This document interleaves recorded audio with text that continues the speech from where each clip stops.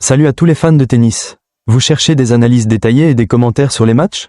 Sur Kiki Tennis, nous offrons des vidéos d'analyse sur les tournois majeurs, les joueurs français et bien plus encore. Abonnez-vous pour ne rien manquer des dernières nouveautés.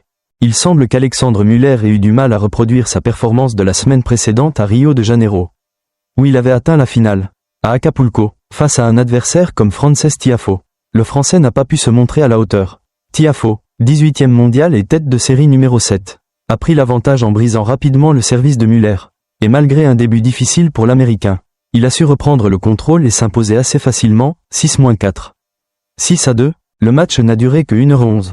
Et même si Muller a eu quelques opportunités, en perdant 3 de ses 4 premiers services, il n'a pas pu revenir dans le match. Cette défaite d'entrée montre combien le tennis de haut niveau peut être imprévisible, même pour des joueurs en forme comme lui la semaine précédente. En revanche, Alexander Zverev a réussi à se qualifier, ce qui lui donne de la confiance avant de continuer son parcours à Acapulco. Dans cette deuxième manche, Alexandre Muller a été clairement dominé par Frances Tiafoe, qui a rapidement pris le contrôle du match. Après un premier jeu serré à 1-1, Tiafoe a réussi à briser 2 fois le service de Muller, et a conclu la rencontre sur un solide 6-2, expédiant ainsi le Français hors du tournoi.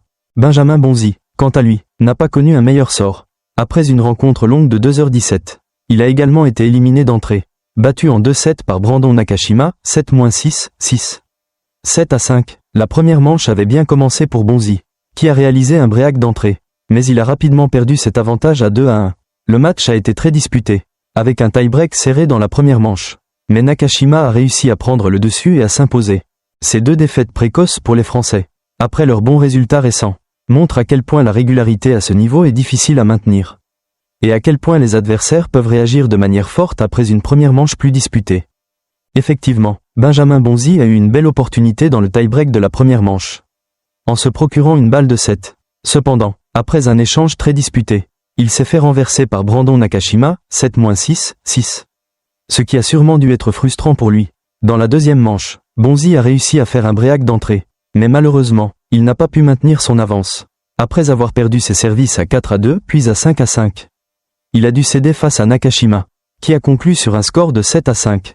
Cette défaite est d'autant plus amère pour Bonzi qu'il n'a plus remporté un match en ATP depuis son deuxième tour à l'Open d'Australie, il y a plus d'un mois.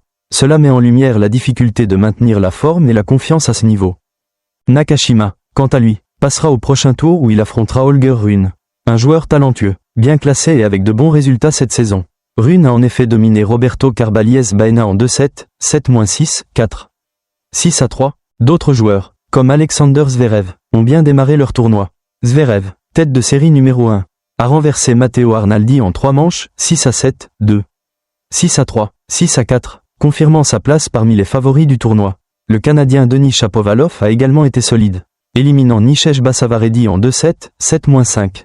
6-2, cela montre que, même si certains joueurs peuvent avoir un début difficile, d'autres en profitent pour avancer, et les matchs à venir promettent d'être intéressants.